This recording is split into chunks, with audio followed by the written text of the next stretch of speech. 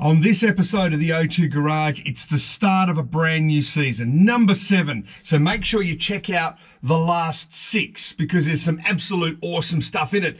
But right now, it's time to get back into the Dodge.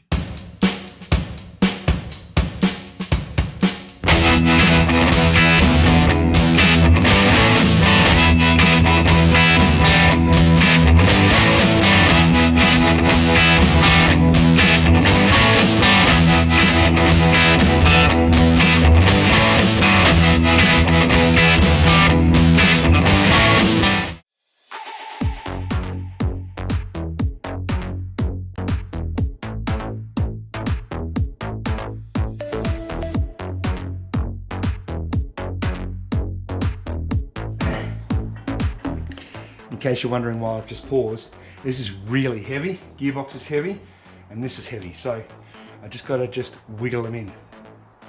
That's what I've got to do.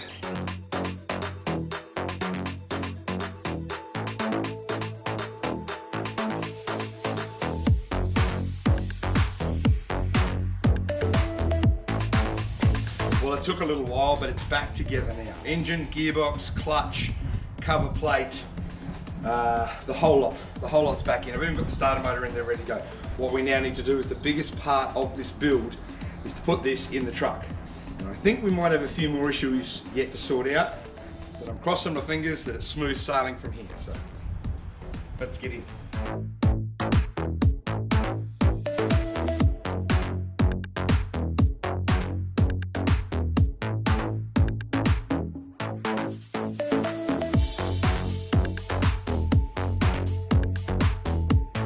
Okay, now the engine's back in, I can bring you up to speed as to where we are with the rest of the truck, because there are a couple of projects here that I have been working on that I haven't necessarily filmed. What I have done is connected the steering column, got that one sorted out, got the engine mount on the front sorted out, that's organised. Just waiting to organise those rear gearbox mounts. Tail shaft has already been put in as well. And after I'm done here, I can sort of start to get things organised with the wiring and the way the cables are run around this firewall area. So that's what we're going to do next.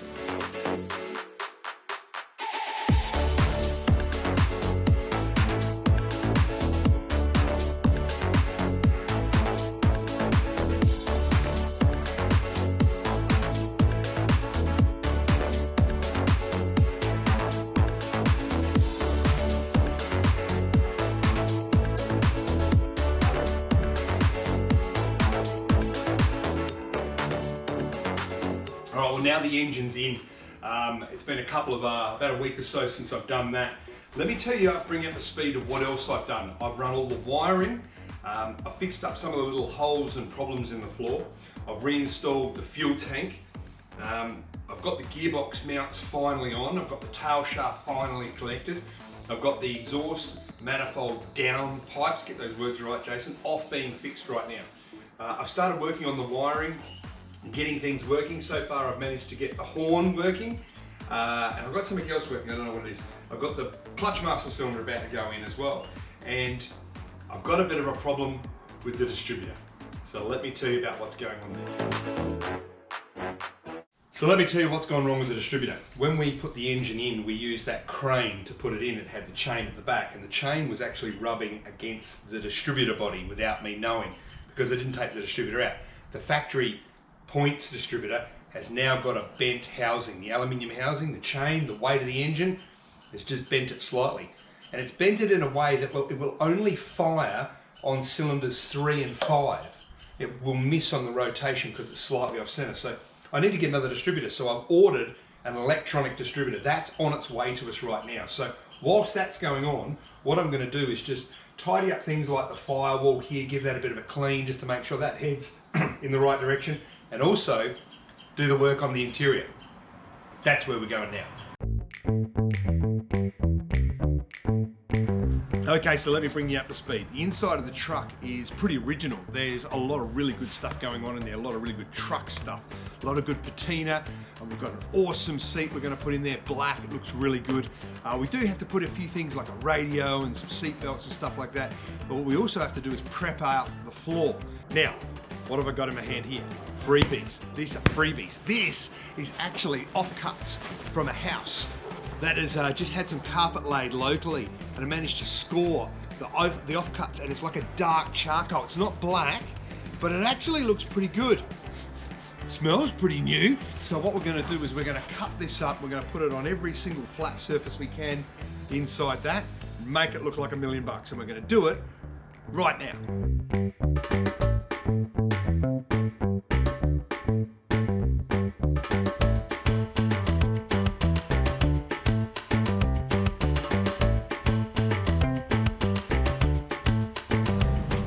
We have hit a very important milestone with the truck build.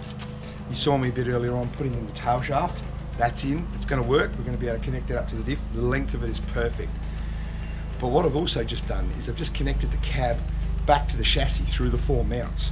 So technically, according to my calculations, I've got the engine and gearbox now in. We are past the halfway point of the project. So everything we've done so far, we're halfway finished. I think that deserves a little bit of a jig. I'm pretty happy about that.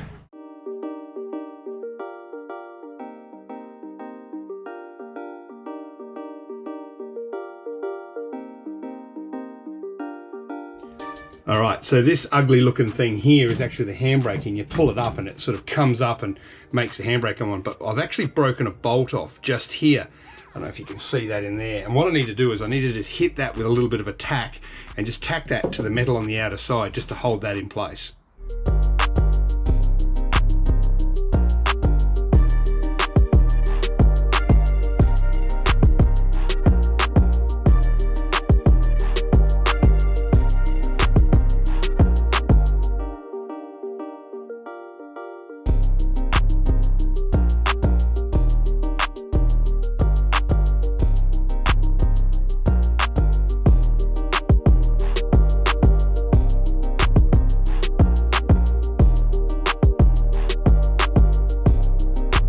Behind me you can see that the interior of the truck is starting to come together. The carpet is going in, and what I'm doing now is just locking the carpet down in place so when you hop in it doesn't move around.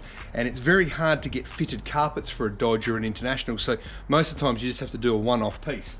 The carpet's going in really well, but one of the things that hasn't worked as well as I want it to was that I've used these washers, as you can see, to sort of secure it down, and they really do stand out.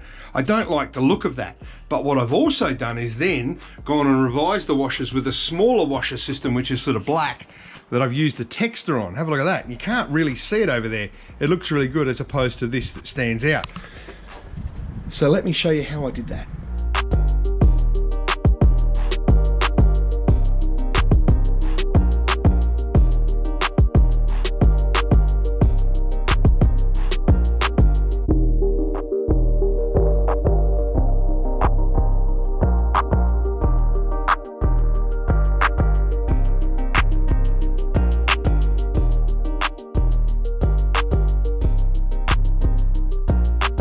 Okay, so let's end this episode where we started, sitting in the Dodge. I've got the seat back in and I'm actually now sitting in it.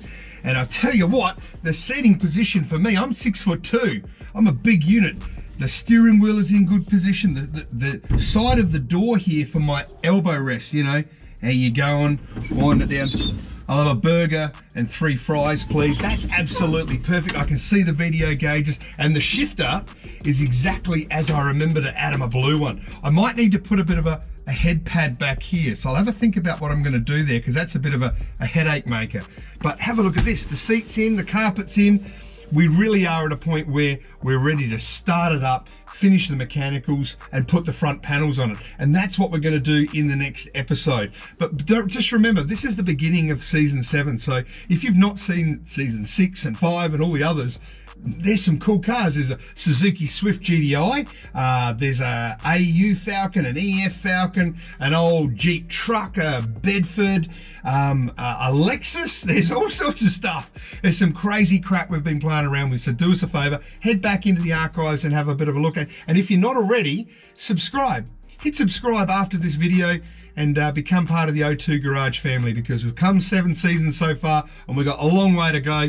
And I am super pumped that the Dodge is looking like this, because the only way from here is on the road, and that's coming up very soon.